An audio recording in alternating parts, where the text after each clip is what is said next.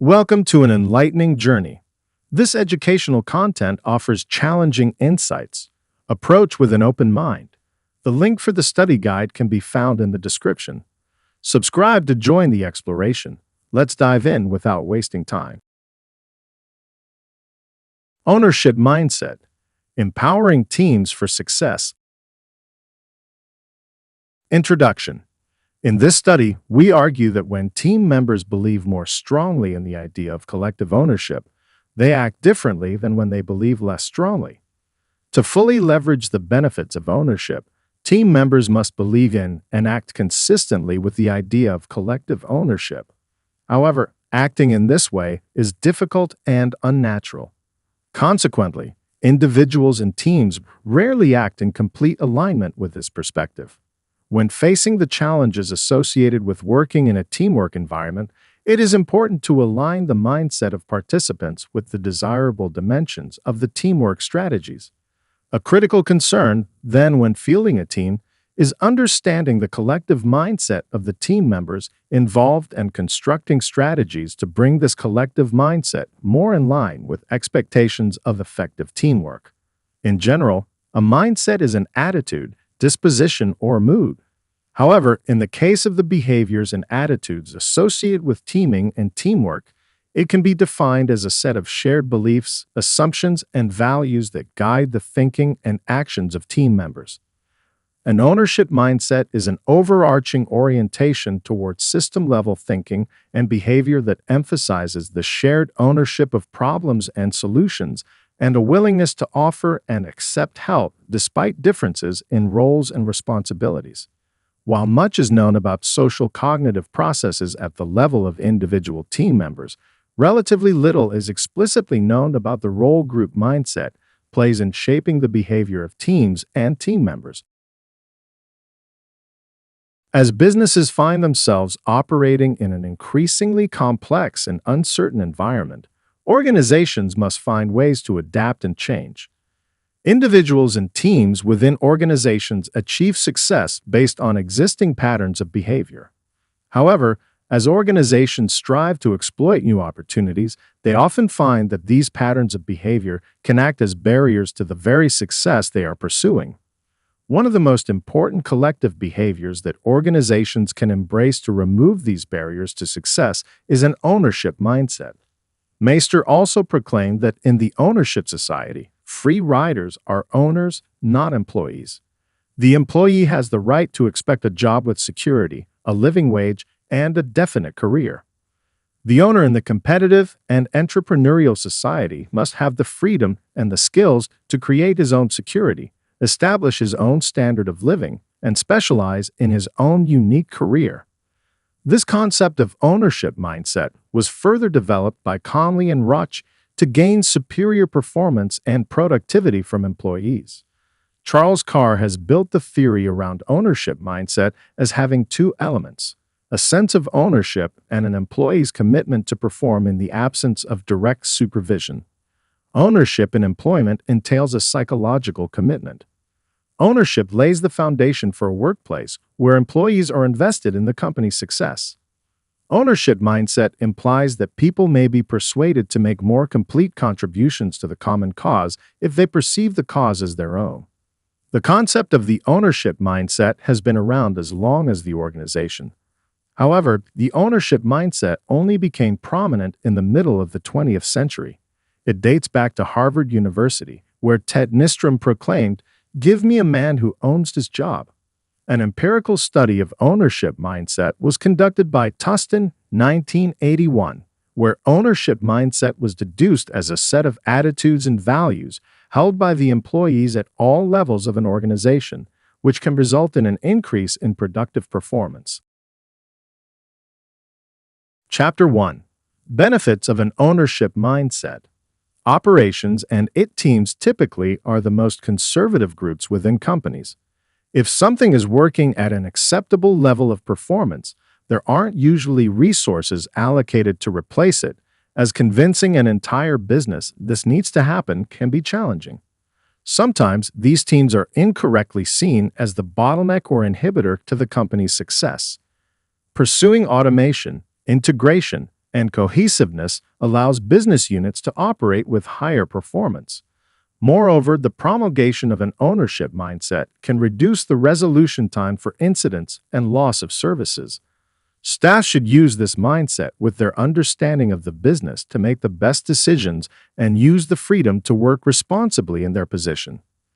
In the end, ownership is not just about driving people to work longer hours, but it is about giving them the knowledge that they and those around them are empowered to make the best decisions to affect the outcome of their work. Therefore, ownership leads to longer-term stability and growth opportunity. When individuals have an ownership mindset, they are more likely to see possibilities and step up to maximize positive outcomes. An ownership mindset allows us to create the freedom to work and innovate, providing the knowledge of stability and safety that is a foundational element. When individuals feel a deep sense of ownership over their work, they also experience significant motivational benefits. They are more engaged in their work and find it more fulfilling, leading to better retention and less absenteeism. Employees who feel ownership over their work take more initiative. They are more likely to propose and implement improvements, regardless of their position or title. Empirically, fostering an ownership mindset leads to more successful organizations. The World Management Survey has shown that companies with high levels of employee engagement, the next step up from ownership, have 30 to 40% higher productivity than their peers, a 22% increase in profitability, and a 52% increase in earnings per share. In prioritizing agile adaptability over micro-efficiency or an efficiency-driven culture, social scientists at MIT have found that agile organizations increase their labor productivity growth by 26%. So how does the increased responsibility of an ownership mindset actually translate into benefits for an organization? A deep-seated sense of ownership has immediate and lasting benefits for both teams and individuals. The most visible benefits are increased responsiveness and faster delivery. When you own the entire life cycle of something, you can deliver faster because you don't need to wait for another team to deliver it. Instead of going back and forth with another team's backlog for a simple fix, you can prioritize it based on business impact and deliver it in the current sprint cycle. This decreases overall delivery time and leads to more responsive systems that can keep up with business needs and user requests. The impact of this is significant. When one of the authors offered the teams they were managing at Retailmanot to the organization, stating that any team that performed better over an agreed-upon time span got to own their systems and choose their own backlogs, the team that embraced an ownership mindset improved its delivery time by 83% in just 6 months. Overall, embracing an ownership mindset within teams and organizations has proven to be a transformative approach. By instilling a sense of responsibility, engagement, and initiative, businesses can unlock vast potential for growth, innovation, and operational excellence. It is not merely a matter of working longer hours, but rather a shift in mindset that allows individuals to take ownership of their work and contribute to the collective success of the company. With an ownership mindset, companies can thrive in a rapidly evolving business landscape, adapt to changing customer demands, and create a culture of continuous improvement and success. Chapter 2. Building a Foundation for Ownership. Ownership cannot be achieved without context. In 1993, Lee Bowman and Terence Deal wrote a book titled Reframing Organizations: Artistry, Choice, and Leadership. The book discussed the 4 frames leaders can use to evaluate organizations and how these frames are used to make choices or effectively lead. One of the models to understand organizations is the structural frame. The structural frame is how organizations function. This is the frame that concerns itself with roles, relationships, technology, the processes, boxes, and titles that place people and structures within the organization. The concept of an ownership mindset is an aha moment that occurs using this structural frame. Staff often equate ownership with a financial investment. In reality, ownership means risk-taking. It's difficult to remove true ownership from the understanding of taking risks. Rather than joining at the beginning of an idea and experiencing the early stages of formation and optimism, employees experience the stress, uncertainty, and potentially unfavorable outcome of a bad hire, product launch, or strategic maneuvering, only to be given the blame if things don't work out. It's fairly easy to trend toward risking safety and innovative ideas. It doesn't preach well, and it's certainly hard to implement. Every company wants its employees to act like owners, but how well does that sentiment really reflect the reality of modern workplaces? What would it look like if every team in your organization believed that success in their jobs was directly connected to the success of the organization? True ownership means adopting a deep and unwavering sense that progress within the workplace directly results in individual progress. True ownership isn't an empty or ill-defined goal. It's a specific mindset and way of approaching work. It's built on an awareness, experience, and consistent practice of ownership. You can't just instruct employees to act like owners. It's just an empty directive. You're asking for a desired behavior without explaining how to get there. The obstacle isn't the absence of employees willing to think and respond to their environment as an owner would, but the culture and expectations the company is setting. It's the job of company leaders and managers to establish a line of sight between individual contributor work and the overall success of the company. If individuals don't have a clear understanding of how their success fits into and results in overall company success, then this line is missing. I have worked with several teams earlier and seen how they reacted when their goals and objectives were not clearly set. What I realized was that these teams worked considerably slower, were not sure of what they could deliver, and often realigned their goals as the year went by. This makes it difficult for the manager to track their progress, understand how they are consuming or utilizing their bandwidth, and might lead to force-fitting the team to meet either the organizational goals or their stretch targets. There is no ownership if the team has not agreed to these objectives and seen how they can connect their deliverables to this roadmap. Have you faced such situations too? So many of the teams we have worked in don't have clearly set objectives, and we may just believe in getting some work done, feel happy about it, and take that as a successful team. A team without a goal or a direction is like a boat without a compass. No matter how much effort is put in, the boat will go around aimlessly in the sea until it runs out of fuel or hits something. The same is true for a team. Each member needs to know what their team is working towards, so they can individually and collectively contribute to that over a period of time. This leads to the first step in ownership, setting their team goal and objectives. This setting is best done jointly by team members and the manager. The manager brings in the organizational context, their performance goals, and potential factors which can help them succeed. The team members bring their skills, knowledge of the business, and leadership of the task to ensure that the goals are realistic and they are capable of executing them. Working together on setting the goals is a critical way of creating engagement and ownership towards these objectives. Promoting and expecting accountability in a team is the next crucial building block toward creating an ownership mindset. It has to be a two-way relationship for accountability to be established. People should have a clear understanding of what they are accountable for, but should also be allowed to make decisions and execute them. Respecting the consequences of those decisions and their implementations is the cornerstone of creating accountability, along with the associated empowerment found in the mindset of being an owner. One effective tool for managing accountability is what Andy Grove at Intel calls the who does what documentation. This is a simple table inside a Word document that links responsibilities, expectations, and objectives across the command chain.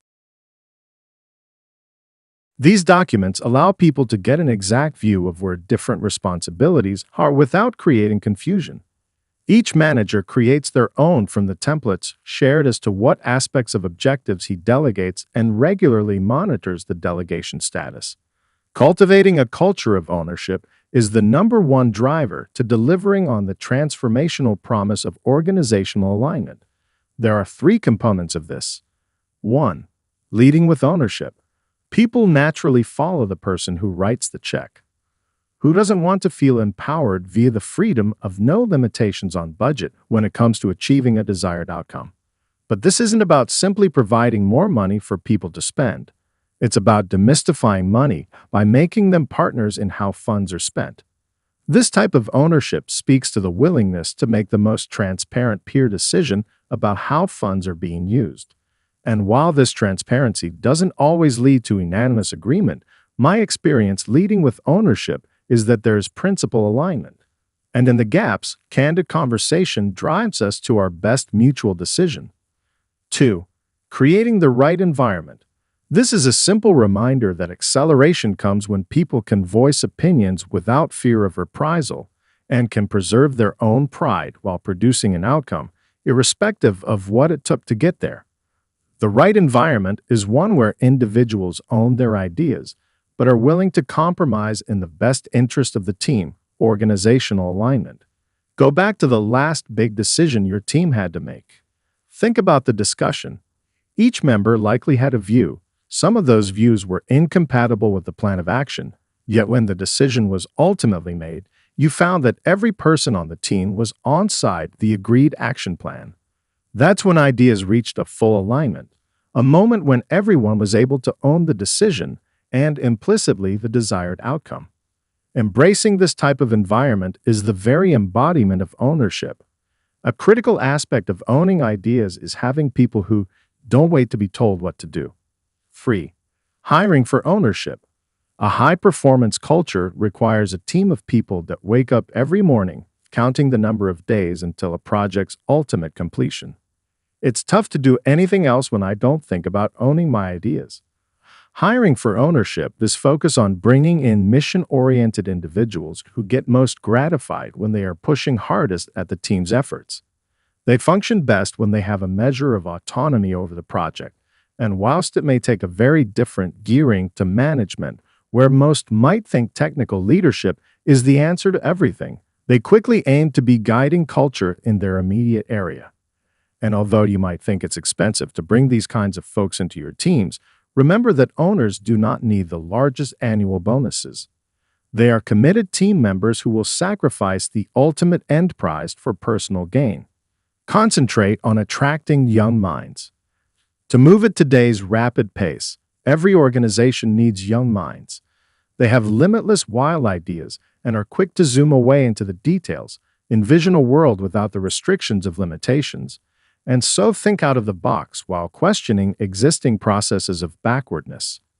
Young people understand that the world is flat and their perspectives on what should be done virtually invincible. Building trust and accountability into a team is paramount for developing an ownership mindset. Trust is a bi-directional relationship. Trust needs to flow top-down as well as bottom-up. Leaders that demonstrate trust in their team members show that they believe in them and shoulder them with the responsibility to reach achievable goals and objectives. Building trust starts with having good relationships with the team and a genuine belief in the potential that is yet to be shown. This means not looking at team members for what they are today, but rather for what they can be tomorrow, given the right conditions. Furthermore, restricting someone too much to their area of responsibility can be detrimental to making them step up and act as an owner. As a leader, the owner's mindset also involves creating an environment that enables the team to achieve their full potential. This is not about working.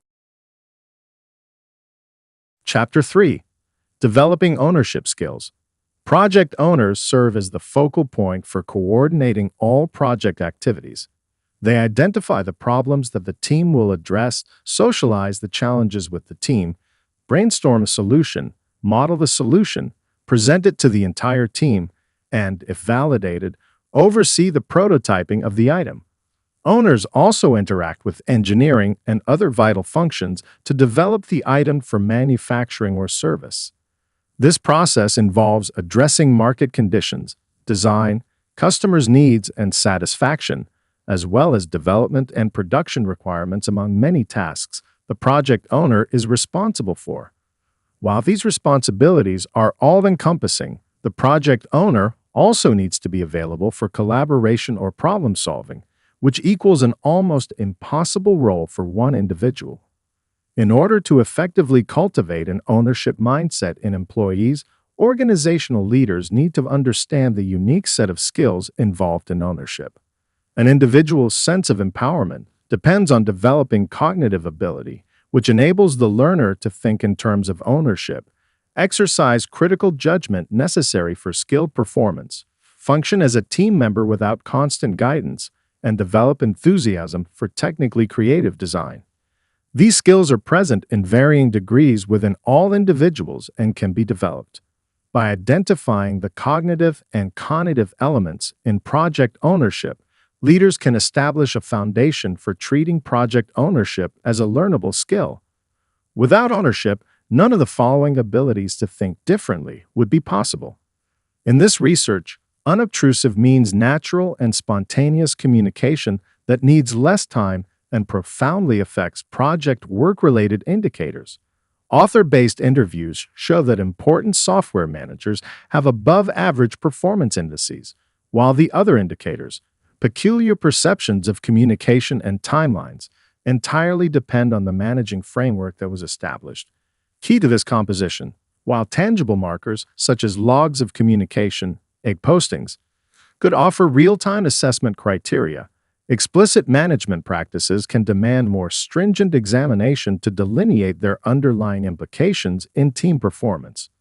While soft communication may be perceived as not essential to advancing in group work, this research depends on practical settings, eliminating the artificial surroundings inherent to controlled experiments, bearing strong evidence of barrier-free technologies that would enable complex group work, as was the case in a typical high-performance team.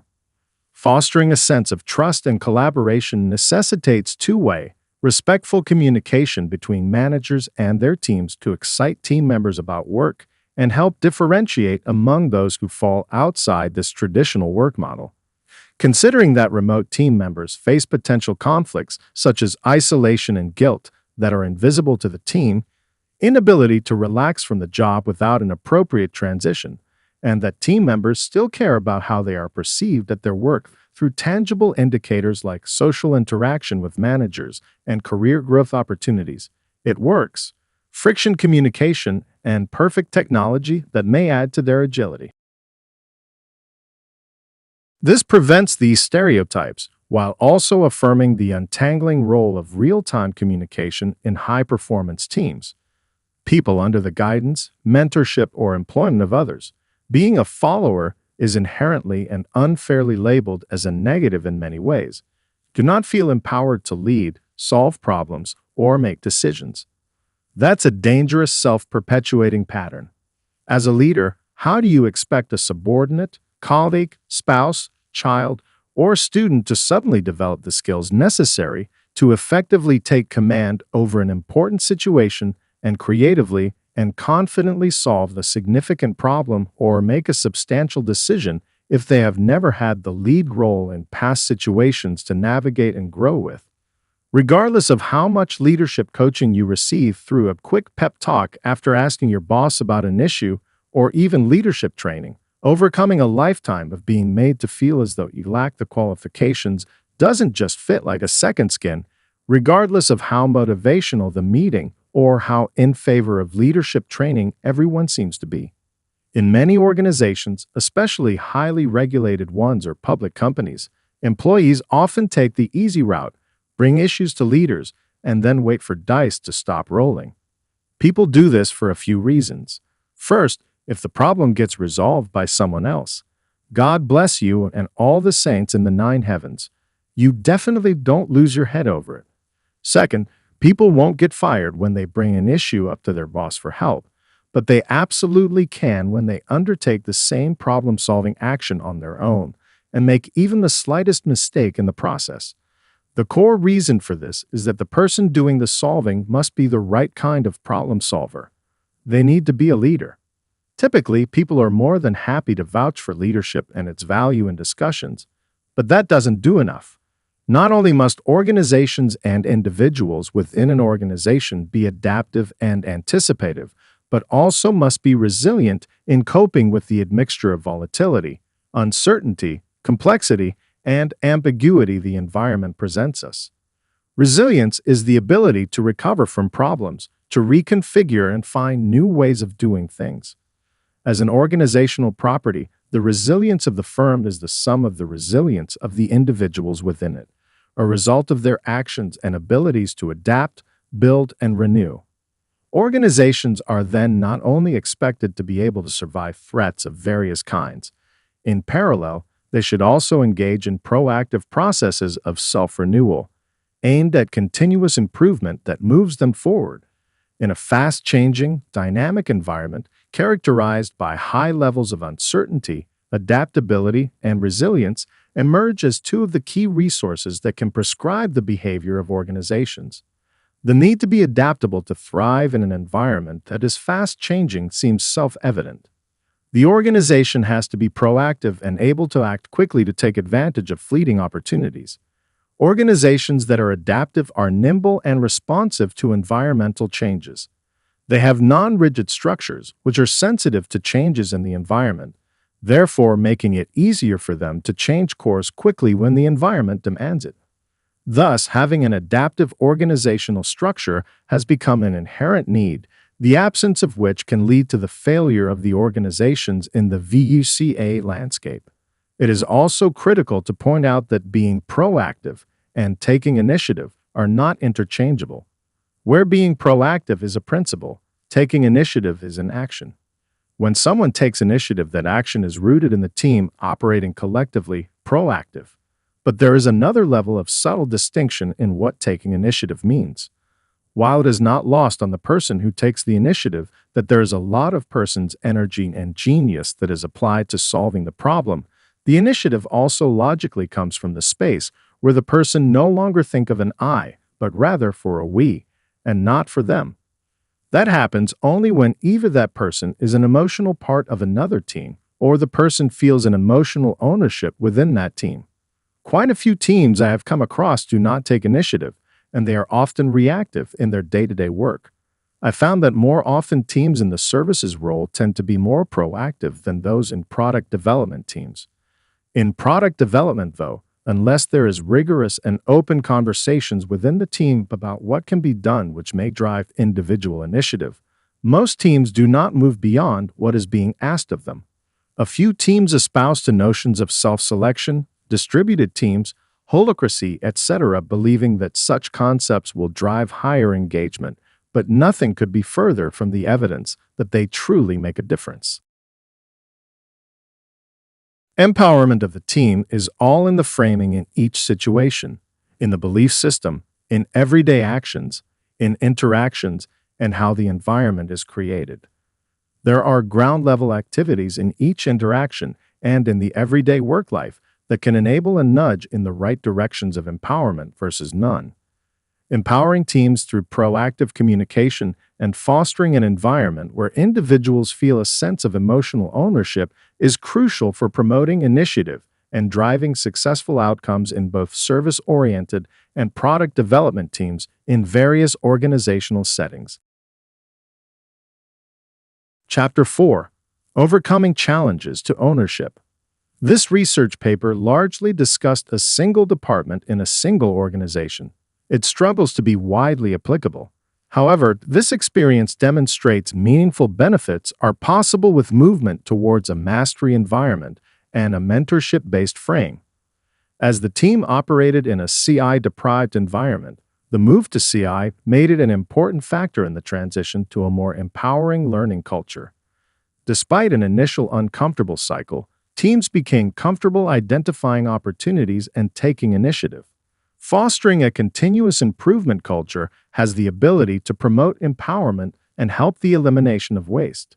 Fostering a culture of lifelong learning and collaboration can lead to the empowerment of individuals and improvements that can empower additional individuals.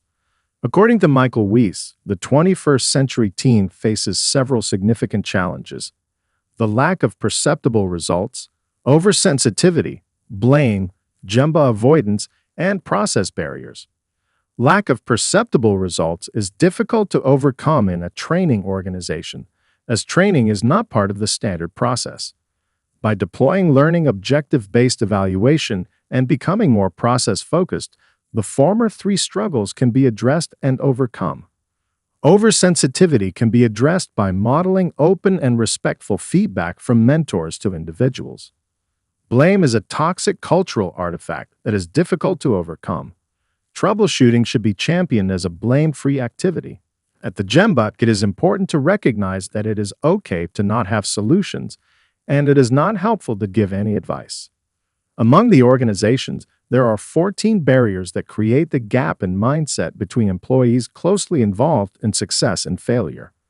These frequently imposed barriers are the attitude of the boss, ambiguous and complex priorities, excessive or poorly distributed workloads, fear of losing power, unnecessary regulations and monitoring, financial disincentives, time urgency, limited career opportunities, power struggles within the team, resistance to change, lack of coaching, non-performance canceling, and fear of being labeled as different. These managerial barriers can also help further the progress of the initiative of empowerment designed to empower all the team members independently from what they are contributing to the organization. It is challenging to move from thinking like a worker to feeling and acting like an owner, someone who holds himself accountable for success as well as failure. Organizations frequently remove many of their barriers with good intentions, which makes it more difficult to spot on the path to success. The key behavioral traits of an owner are some barriers that an organization should be aware of and work to eliminate. This is by no means an exhaustive list of potential barriers, but rather a list of the most common barriers I have seen in the field through hundreds of training programs. Identifying common barriers can lead to solutions that ultimately empower their teams. Progress will be achieved by initiatives to achieve success by identifying and eliminating these barriers. Another approach to overcome the resistance of employees for decision-making delegation is the problem-solving of problem owners with the participation of problem performers. Key actors will participate directly in problem analysis and the proposal of solutions, and everyone in the company will begin to realize that the new approach requires regular effort and commitment. It is necessary to separate the change from the specific person who decided or initiated it, as well as for all things that are new or something that should replace old ways of functioning. It is extremely important to use psychological techniques when communicating at meetings, presentations, training sessions. It can be useful to point out that with the acceptance of the changes, the possibility of the newcomer's professional growth increases. When changes are made automatically, there are many opportunities for employees to acquire new skills and expand their knowledge. When a company focuses on the well-being of its employees and its customers, it can change the world from the inside out. But even when an open culture fosters important core values, this does not guarantee that the necessary changes will be met with approval and cooperation. It is typical for a proposed task, project, or change to be met with a good deal of resistance. To avoid resistance or soften it up, we should use some techniques. Resistance is a natural result of inertia and the lack of confidence in our ability to implement proposed changes. So educators need to involve the staff in the change process. It is important that we involve the staff in the modification process so that rough edges are removed, gaps are filled, and enthusiasm for the project peaks on its own. Additionally, an important aspect in realizing a shift to empowered teams is sponsorship. Sponsorship, to ensure critical assist with transition, provides guidance, oversight, and serves as an advocate, is important.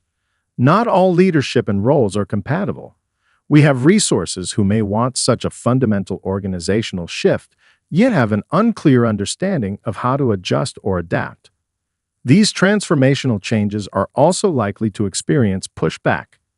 In order to foster a leadership-sponsored initiative, a shared vision must be established. Leaders should understand the direction, organizational focus, potential targets for pay-teats, and metrics in which the alignment of the initiative can be realized. Patience, flexibility, and understanding are instrumental, and teamwork is necessary.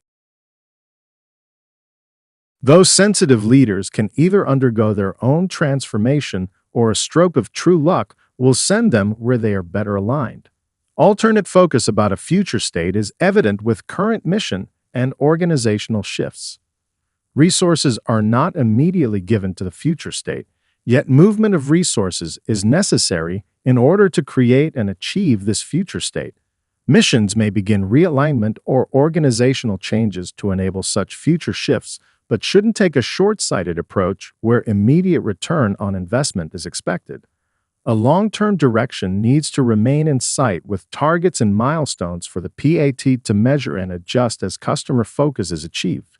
With the Storage Optimization's DCSA project, a critical flaw resided in management, creating a fear-based environment. The true intent of the project was not discussed, which continually fed fear and uncertainty into the workforce and subsequently stifled both understanding and performance. An organizational shift to empowered teams, also known as self-regulating or self-managed teams, can inadvertently strengthen historical fears and raise more uncertainty when the environment changes. It is important to address these fears and uncertainties head-on. They are not unfounded. Retraining and reskilling need to be available when shifting roles, responsibilities, and leadership. Education about the objective is also important. Companies must invest in providing the necessary resources and support for employees to adapt to the changes and acquire the skills needed in the new empowered team structure. By promoting a transparent and open communication culture, the organization can effectively address any concerns or doubts that may arise during the transition. This will help foster a sense of trust and confidence among employees, encouraging them to embrace the changes and actively contribute to the success of the empowered teams. Additionally, ongoing training programs and development opportunities should be implemented to ensure that employees have access to continuous learning and growth. By investing in their personal and professional development, the organization can empower individuals to take ownership of their roles and responsibilities, fostering a sense of accountability and driving overall performance and success. Chapter 5. Fostering Ownership in Leadership. When thinking of the company as an entity of living, breathing parts, it seems easy to address productivity, customer feedback, and revenue, as well as recognize common pain points. Assuming leaders are programmed to improve those areas, time frames and methods differ from situation to situation. But what about the people who are expected to expand? As a team grows, expands, and adapts continuously over time, balance should be extended, making time to manage not just the concerns about revenue, platforms, and customer needs, but also the concerns about the hardest work of leadership, managing the feelings of employees. Referring to Business 2 Community's list of employee expectations, I would assume that companies where these basic needs of the employees are met would also be the same companies that score high on the list of best places to work. In fact, in a message to Garcia, best-selling author Ken Blanchard encouraged readers to keep their employees informed about what's going on in the company. A methodology for spreading this news effectively is to pick some news that has been shared with the rest of the company and ask if your employees already know about it or not. Significant efforts should be made to ensure that employees are looped into company progress. Every leadership guide I have read usually starts with the qualities a person needs to have to be a good leader. While this approach often makes sense in that those with untapped potential can be guided towards embodying these qualities, at the same time, you don't need to be a CEO to exhibit leadership. Investopedia speaks about different styles of leadership and how leadership in general pertains to three guiding areas: tasks, projects, and people. Leadership addresses not only what needs to be done and how, but also who should do it and how teamwork could be effectively facilitated. Big picture coaching defines leaders as someone who can take ownership of a situation and guide a group toward a common vision. The word ownership adds an additional layer to the congenial term leadership, encapsulating a deeper sense of commitment and care towards our colleagues and the work at hand. So leadership can also be seen as a journey towards fostering greater ownership within everyone. In addition to Forbes providing a list of ideal traits for a leader, Business 2 Community has also jotted down basic employee expectations in their list of 12 things employees expect from their leaders. A manager with an ownership mindset sees herself as a servant leader who is there to stimulate continuous improvement, remove obstacles from the paths of people that work for her, and who wants to help and guide them to maximize their performance, even if this means that they will surpass her in performance. A manager with an ownership mindset seeks out the best for those who work for them, holding high standards and helping to raise the performance bar while doing so professionally and with respect. They prioritize the well-being and growth of their team members, understanding that their success is intertwined with the success of the team. There are quite a few implications of the ownership mindset on you as a manager and on the people who work for you. There are also implications of the ownership mindset on your management and leadership style that extend beyond the respect and recognition for people who work with you. When you embody an ownership mindset, you take ownership of your own actions and decisions, recognizing that you have a direct impact on the outcomes and results of your team. You actively seek opportunities to improve and grow, both individually and as a team, and you encourage your team members to do the same. You create an environment that fosters trust, collaboration, and open communication, where everyone feels comfortable sharing their ideas and concerns. You are not afraid to delegate tasks and empower your team members, trusting in their abilities and providing them with the necessary support and resources to succeed. An ownership mindset focuses on making everything better. This means that you continuously look for opportunities to improve your environment, be it a process, a team, a service, a product, or just yourself. It means that you are willing to treat these as inherently yours to improve, because you feel a sense of duty towards them that is born out of a sense of ownership you have. You take initiative to identify areas of improvement and take action to implement changes that will drive positive outcomes and growth. You embrace a proactive approach to problem solving and decision making, always seeking to find innovative and effective solutions. An ownership mindset also encompasses a strong commitment to the development and growth of your team members. You invest time and effort in understanding their strengths, weaknesses, and aspirations, and you provide them with opportunities for learning, growth, and advancement. You support their professional development through coaching, mentoring, and training, and you empower them to take ownership of their own development. You celebrate their achievements and recognize their contributions, fostering a culture of appreciation and recognition within your team. In your journey towards living an ownership mindset, the chapter on leading by example is profound, timely, and very impactful. It discusses two types of examples: the example of excellence, where people cultivate the seed for leadership by producing outstanding results, and the example of recognition, where people become recognized as a leader while acknowledging true leadership in others and satisfying the duty to become a worthy leader of others. These examples highlight the importance of leading by action and setting a positive example for others to follow. By consistently demonstrating excellence in your own work and recognizing and appreciating the leadership qualities and contributions of others, you inspire and motivate your team members to strive for greatness and engage in their own leadership journeys. Embracing an ownership mindset will prompt some leaps in your behavior. The delegation of responsibilities is not just having more one-on-one talks, giving a project to specific people, or allowing them to handle things they have experience in. It also means trusting them to utilize that experience to make decisions, backing them up in successful and unsuccessful times, and in giving personal guidance continuously.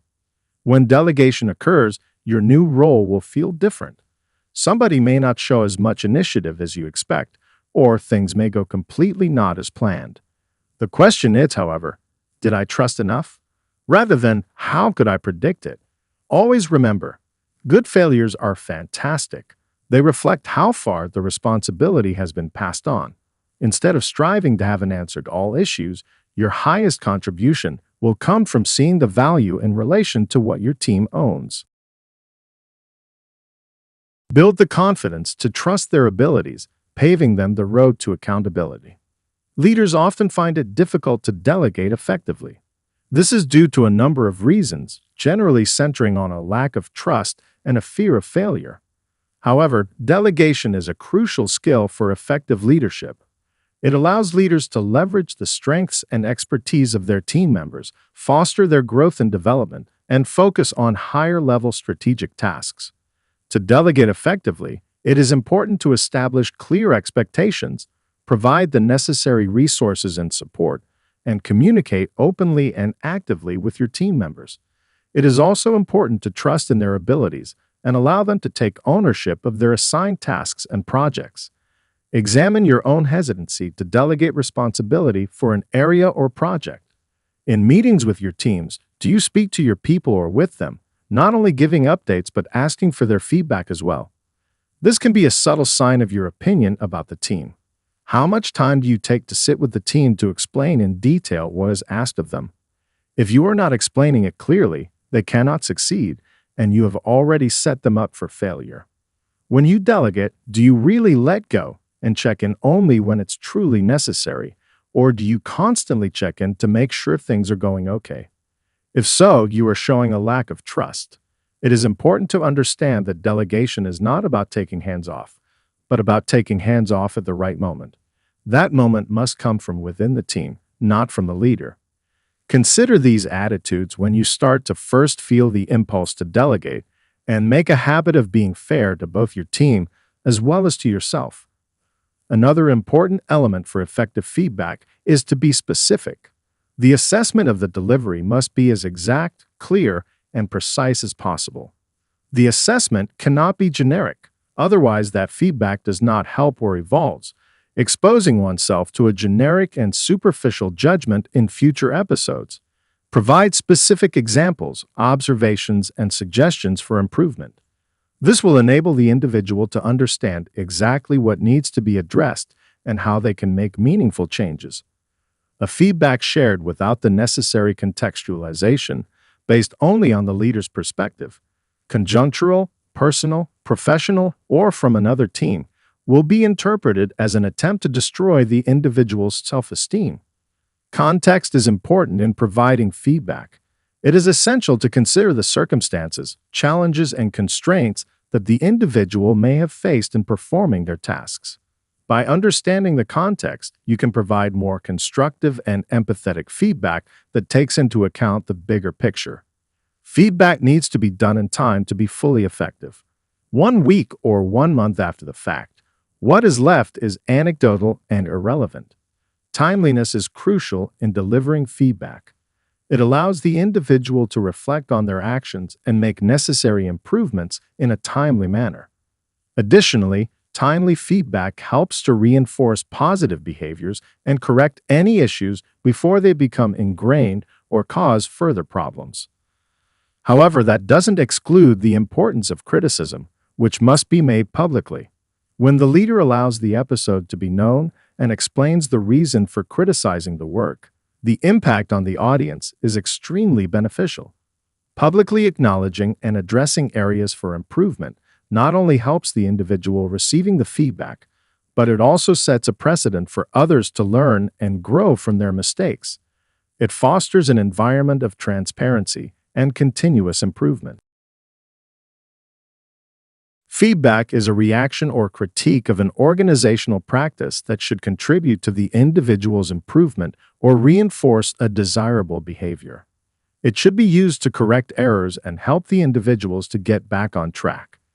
It should also be a reinforcement of the recognized good performance to encourage repetitive actions. However, the message must be composed of qualitative data that justifies the highlighted item. Providing specific examples, quantifiable data, and qualitative observations will strengthen the impact of the feedback and help the individual gain a clear understanding of their performance and how they can improve. One of the key factors in empowering teams for success and helping them develop an ownership mindset is the leader's ability to provide useful, timely, and straightforward feedback and recognition, therefore transmitting the mission and values as the DNA of the organizational culture. Feedback and recognition are powerful tools for motivating and developing individuals and teams. They provide individuals with a sense of purpose, belonging, and accomplishment, and they contribute to a positive and engaging work environment. Effective feedback and recognition require leaders to actively listen, observe, and engage with their team members, understanding their strengths, weaknesses, and development needs. By providing timely feedback and recognition, leaders can inspire, support, and guide their team members towards achieving their goals and driving overall team performance. Let's elaborate on each of these leadership competencies. Useful feedback involves providing specific and actionable suggestions for improvement. It goes beyond generic comments or vague praise. It focuses on behaviors and outcomes, and it offers guidance on how to enhance performance. Timely feedback ensures that individuals receive feedback when it is most relevant and meaningful. It allows them to address issues promptly and make necessary adjustments in a timely manner. Straightforward feedback is clear and direct. It avoids ambiguity or mixed messages, enabling individuals to fully understand the feedback and its implications. It is important to communicate feedback in a respectful and constructive manner, fostering a culture of open communication and continuous improvement. As for recognition, it is crucial for leaders to acknowledge and appreciate the contributions and achievements of individuals and teams. Recognition can take various forms, including verbal praise, written feedback, public appreciation, or rewards and incentives. It is important to tailor recognition to individuals' preferences and to be genuine and specific in expressing appreciation. Recognition should not be limited to exceptional performance. It should also encompass consistent effort, commitment, and improvement.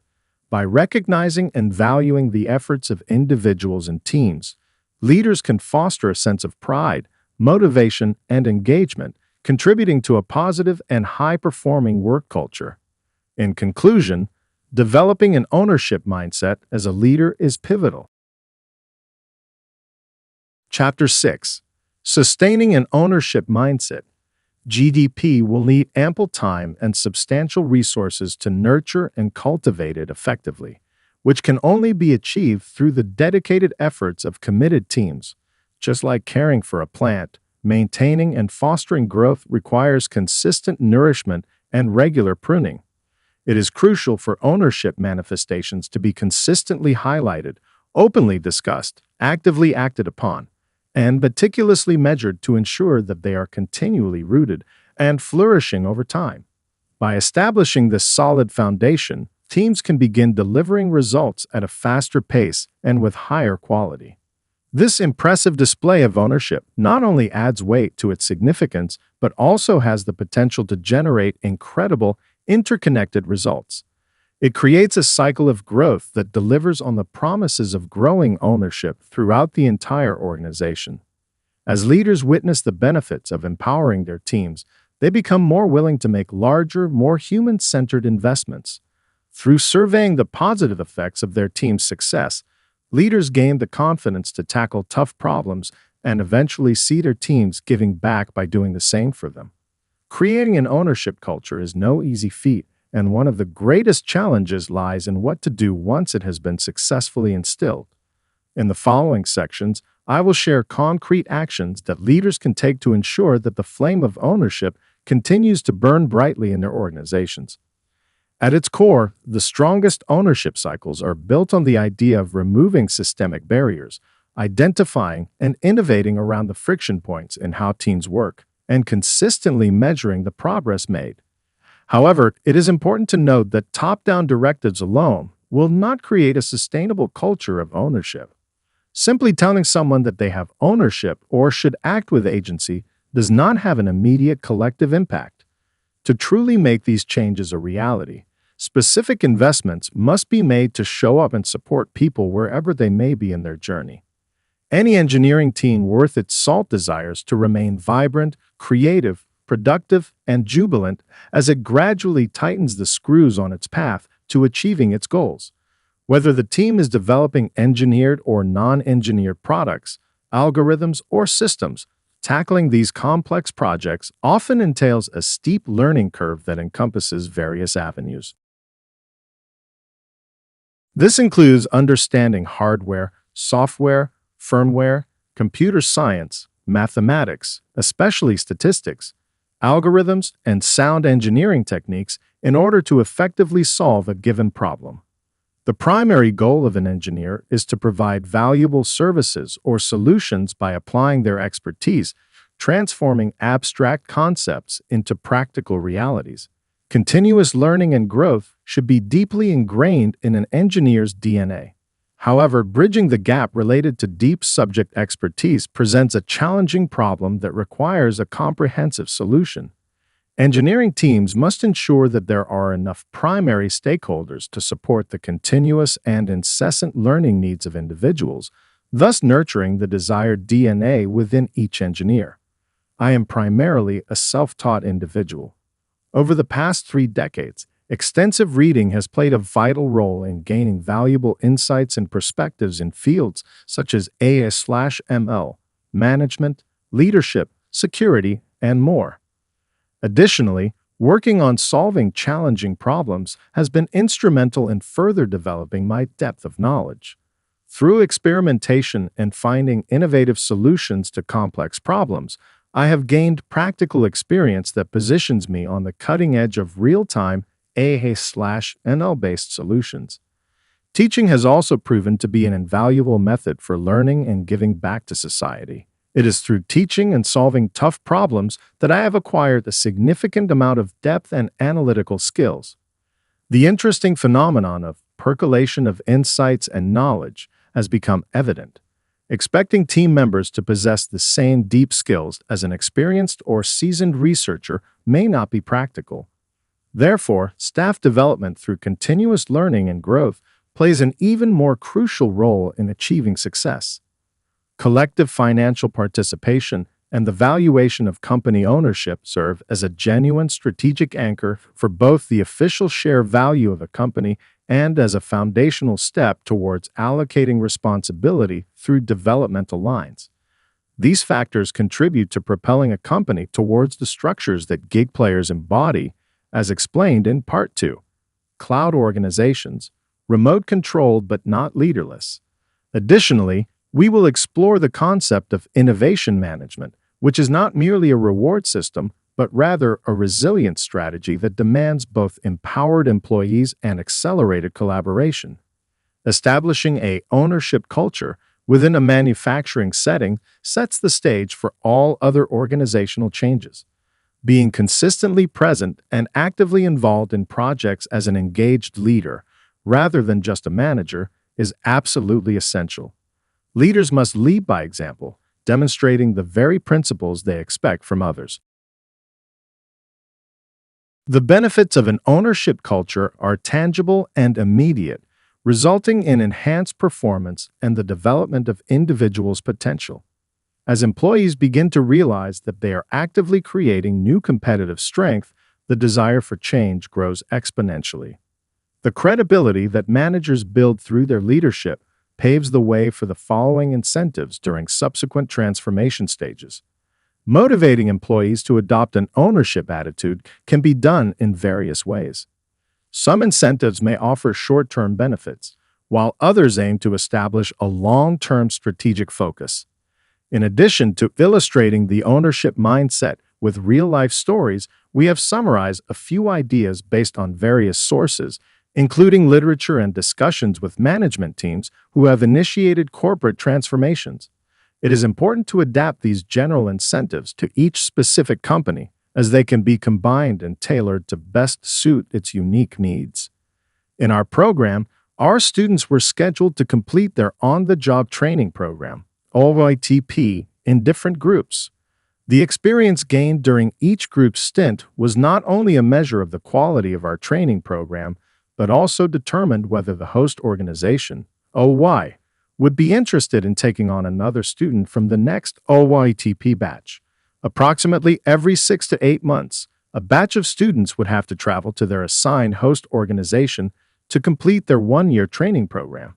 However, in the last batch, there was a situation where their primary codian, PK, officer had to travel out of town for an urgent assignment, leaving us with no time to assign another PK officer or provide a day's orientation. Despite this challenge, our 35 unaccompanied students embarked on their journey, carrying their satchels and bags, filled with excitement to be on their own. Fortunately, we received feedback from the host organizations with whom we had arranged our students' final assessments, indicating their complete satisfaction with our students' performance during these assignments. Knowing that any negative feedback would hinder opportunities for future students, we can deduce that our students performed exceptionally well during their last unaccompanied assessment and throughout their one-year training program. Throughout their time with us, we consistently encourage and monitor our students' progress towards both their personal and academic goals to ensure that their academic performance remains satisfactory. As a result, our students have consistently maintained above-average academic performance. However, when a significant project came into play, we had to reallocate our participation to another PK officer midway through their training program. While we made efforts to maintain the high standard of supervision, we could not help but wonder if other factors might have influenced the quality. These circumstances prompted us to delve deeper into the realms of leadership and teamwork, seeking a thorough understanding of their impact. Chapter 7. Measuring and Evaluating Ownership. Scaled teams need methods to evaluate ownership. Consistency is important, but there isn't a one-size-fits-all answer because different roles have different responsibilities. That said, each role can be measured based on its own performance expectations. When ownership is demonstrated, it needs to be recognized, supported, and rewarded.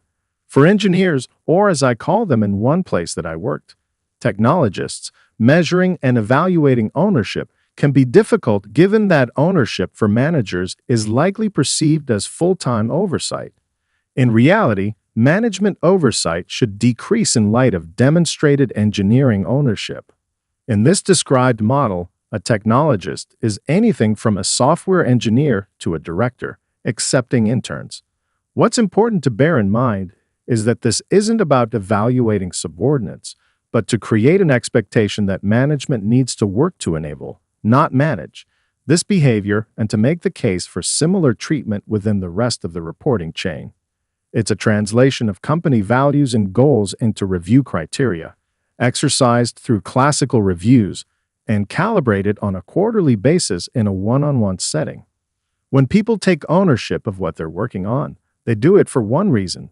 When people lack ownership, they don't do things for many reasons, because it's easier to pass the blame onto others and escape the discomfort associated with accountability, or risk is seen as lower when failure isn't viewed as one's own. Permeating an entire organization with a sense of ownership takes time and investment, but the toil can't be justified if it isn't accounted for. When a company empowers employees to take ownership, employees need to know what ownership is and what it looks like. And the company needs to know how that looks when they see it. And the company needs to know how to measure and evaluate it, or the effort does little more than provide a talking point in recruiting marketing materials. Productivity KPIs. Because product teams operate so heavily in predicting and measuring outcomes, they are an incredibly logical place to experiment with new ways of working.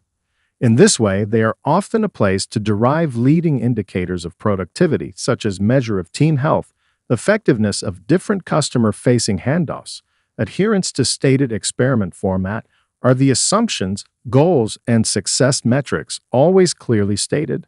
Etc. Impact KPIs. These are designed to measure the overall success and growth of a product, otherwise called big wins.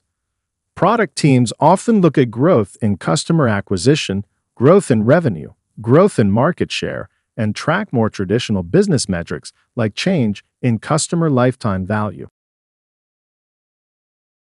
Monetization KPIs. These KPIs are closely related to usage KPIs. As such, they capture the efficiency and effectiveness of those interactions.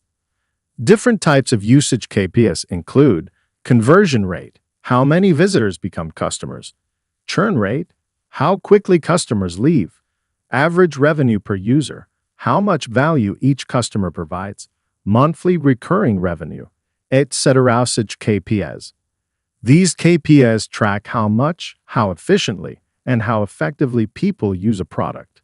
Usage often feeds directly into monetization, and together the two groups of metrics are often summarized as an overall engagement metric.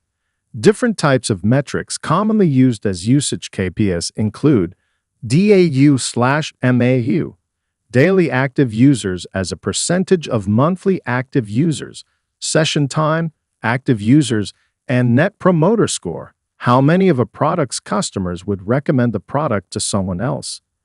KPIs help teams understand their goals and measure their progress in achieving them. Below are a few types of KPIs that product teams may track. During the development of the ownership mindset principles, the OTNAEQ method was developed to assess the weight of ownership versus team needs, relationship, task, results, and team member well-being, as a ratio of participants' actions in a specific situation.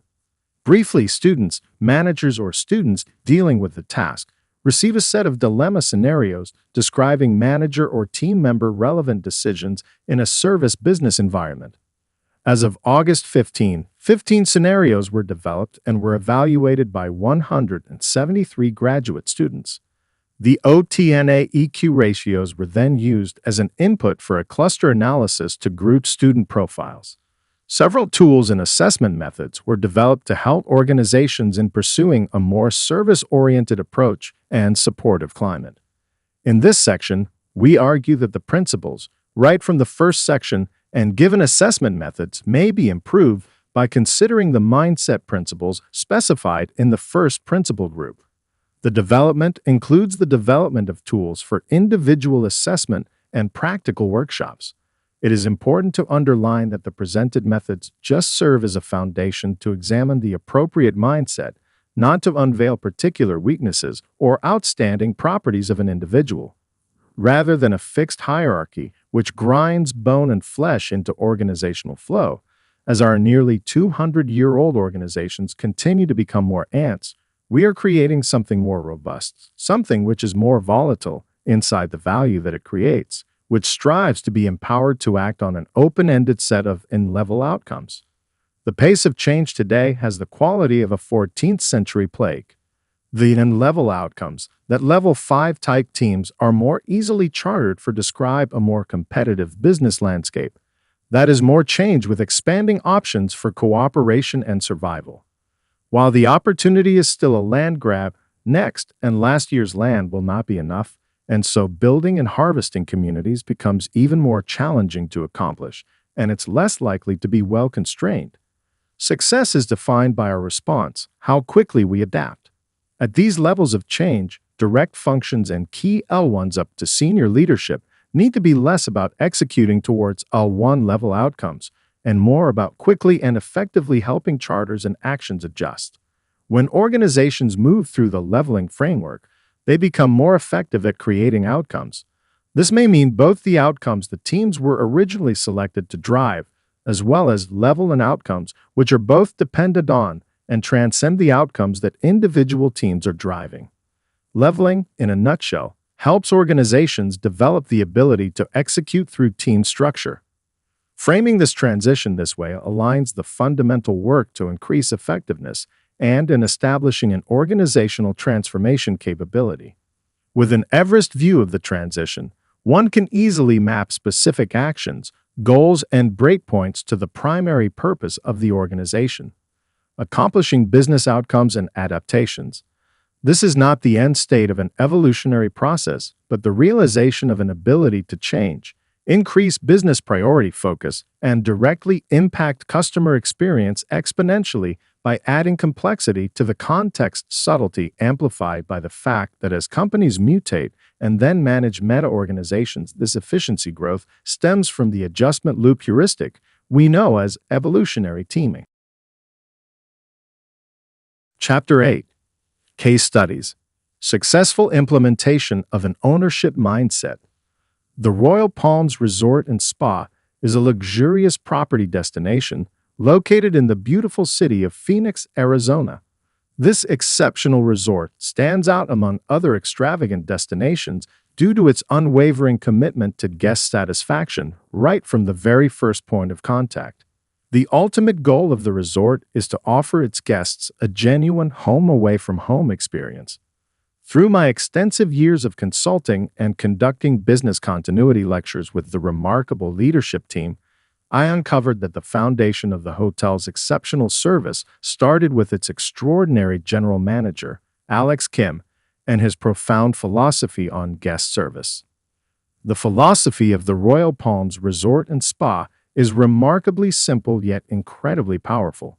In the hospitality industry, our primary aim is not just to provide stays or fulfill needs, but to create everlasting memories. This is precisely why it is of utmost importance for every employee to go above and beyond to curate unforgettable experiences for each and every guest. Every individual within the company is fully aware of and completely aligned with this philosophy of crafting remarkable memories for all who step foot on the premises. In the previous section of this post, I shared some practical examples of guest service ambassadors utilizing an ownership mindset to transform moments of truth into magical moments. These real-life anecdotes are highly applicable to anyone within the industry, ranging from frontline staff to general managers.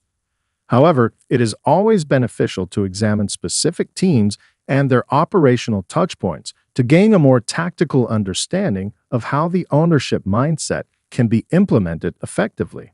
After all, a case study allows us to focus on a single piece of a larger puzzle. Therefore, let us delve into a few select organizations to gain a deeper and more insightful perspective on how the ownership mindset can be successfully integrated. In the year 2009, Company a prominent 700-employee company, operated 3 separate call centers, 2 located in Ontario, Canada, and 1 in Pennsylvania, America.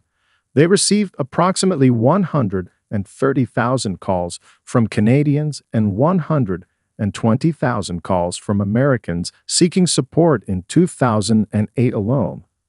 The company's leadership recognized the need for guidance and coaching to align all the key components of the organization.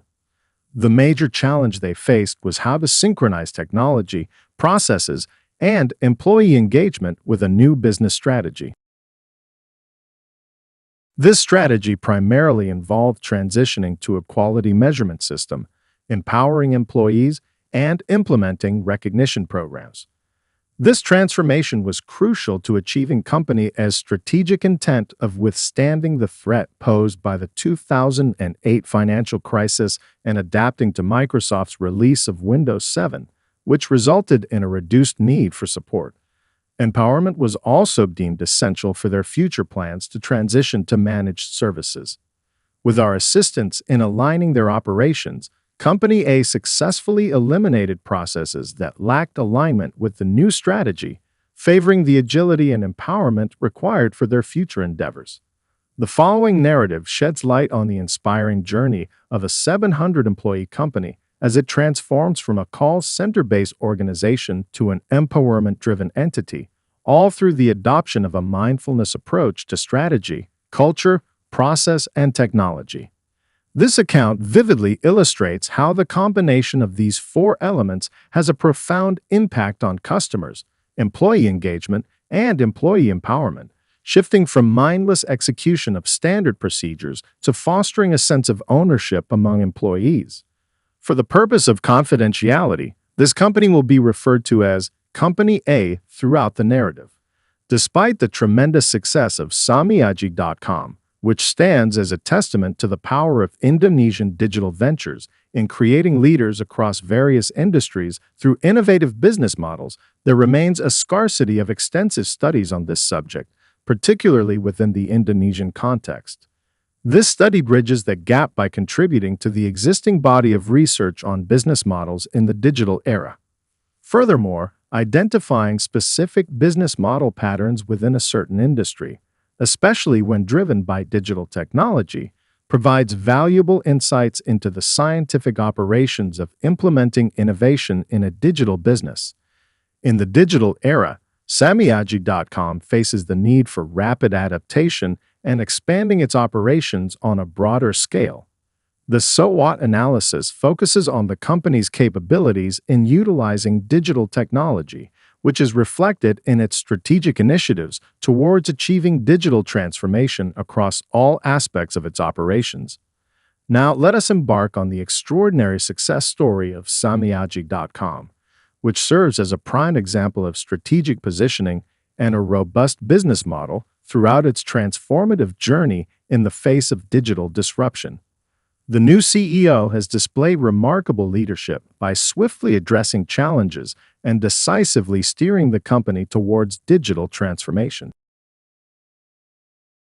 Samyaji has successfully implemented 17 projects specifically designed to combat the threat of digital obsolescence. To achieve a groundbreaking transformation in our business during this digital era, we must revolutionize the mindset of our entire organization. In response to the complex and dynamic changes in the external environment, we must accelerate the pace and broaden the scope of digital transformation throughout our operations. Our approach involves directly instilling a digital transformation mindset into every step of the transformation process. Effective and impactful change starts with an opening statement, an invitation to embark on an open-ended letter. Will the company solely prioritize leadership, or will the company's leaders invest in the growth of their teams? The perceptive II group of leaders diverges in their management practices. To achieve varying paths, the elite management can engage in an enlightening leadership improvement experiment, a case study accompanied by insightful commentary. One possible outcome involves the left side management team propelling teams forward on a predetermined path of advancement. On the other hand, the right side leadership team cultivates influential and trusting partnerships that facilitate collaborative success in pursuing grand, worthwhile initiatives. The authors unveil a training technique that emphasizes shared accountability, elevating self-admitted leadership strategies to optimize the effectiveness of each company tour, thereby transforming them into true high performers. Motivating employees is a significant responsibility for any management role, but it is certainly no easy task. At Company C, a prominent property management company with an extensive workforce of over 3,600 employees operating across a range of service areas, employees, tenants, building managers, and senior leaders all provide feedback on the company's initiatives. The senior leaders at Company C fully understand that when employees take full ownership of their work domain, it ultimately benefits everyone involved. In this case, field departments that implemented leadership training based on proven management techniques reported significant improvements in key financial performance indicators, including net operating income. Just 4 months after conducting employee focus groups, elevators installed by mechanics and apprentices in the construction department who had completed training programs offered by a partnership company demonstrated faster production rates. Additionally, 2 years after executing a strategic plan, a specific regional specialty team became 70% more efficient in generating fees compared to regional teams operating in nearby states. This chapter provides an in-depth exploration of the pivotal components, both semantic and procedural, that contributed to the success of the campaign, allowing for continued progress driven by diverse morale, teamwork, and exponential company growth. Conclusion: what is your mindset? Take personal responsibility for your actions. Don't be limited to doing only what you are told. The standards are always at the highest levels. We are only as good today as yesterday, and tomorrow we will be better. The ownership mindset is how we do business. If this resonates with the professionals of healthcare, we believe the ownership mindset should be the only standard that holds true in reality, and we should all act with integrity, accountability, and quality in our work. The ownership mindset is about being accountable for our actions and setting high standards for ourselves.